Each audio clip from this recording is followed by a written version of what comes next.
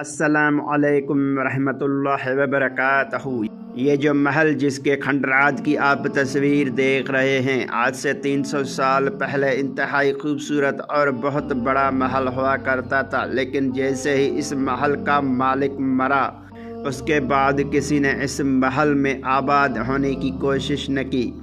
لوگوں کو اس محل سے شدید نفرت تھی، اور یہ نفرت ایسی تھی کہ 300 سال گزرنے کے بعد بھی اس نفرت میں کمی نہیں آ رہی تھی، بلکہ اس سے نفرت کا اظہار لوگ پہلے سے بھی زیادہ شدت سے کرنے لگے۔ مثال کے طور پر جب کوئی شخص اس محل کے قریب سے گزرتا ہے تو آج بھی اس کی اوپر تھوک کر گزرتا ہے، حتیٰ کہ کچھ لوگ نفرت میں اس قدر انتہا پسندی کا مظاہرہ کرتے ہیں کہ اس کی دیواروں پر باقاعدہ جوتے مارتے جاتے ہیں۔ انسانوں کی تاریخ میں یہ پہلی عمارت ہے جس سے نفرت کی جاتی ہے، اور یہ بھی کہ ایک تاریخ ریکارڈ ہے کہ کسی عمارت کو اس سے پہلے اتنا نفرت انگیز نام نہیں دیا گیا۔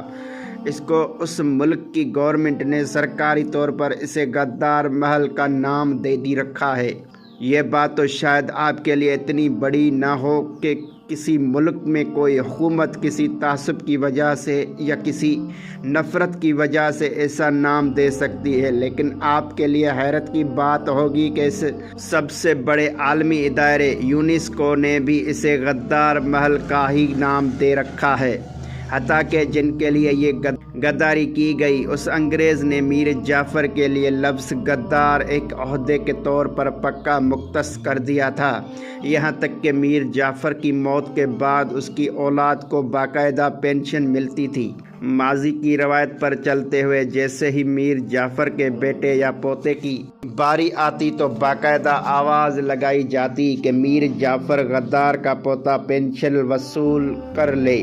اس عمارت کو نہ تو استعمال کیا جا سکتا ہے، نہ ہی اسے توڑا جا سکتا ہے، اور نہ ہی اس کا نام تبدیل کیا جا سکتا ہے۔ اس بات سے اندازہ لگا لیجئے کہ وہ شخص اس قدر بدبخت تھا جس کی نفرت تاریخ کا حصہ بن کر رہ گئی۔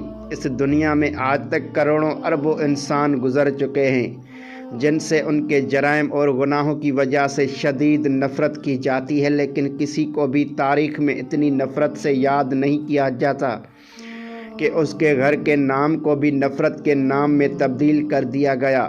اس شخص نے غداری کی تھی۔ تاریخ نے جس طرح اسے یاد رکھا، اس سے ثابت ہوتا ہے کہ غداری ایک ایسا گناہ اور جرم ہے جسے دنیا کبھی بھی معاف نہیں کرتی۔ انتہائی مزے کی بات ہے کہ اس غدار شخص نے جن لوگوں کے لیے اپنی قوم اور ملک سے غداری کی، انہی لوگوں نے اسے تاریخ کا سب سے بڑا غدار قرار دیا۔ اس کے محل کو غدار کے محل کا نام دیا۔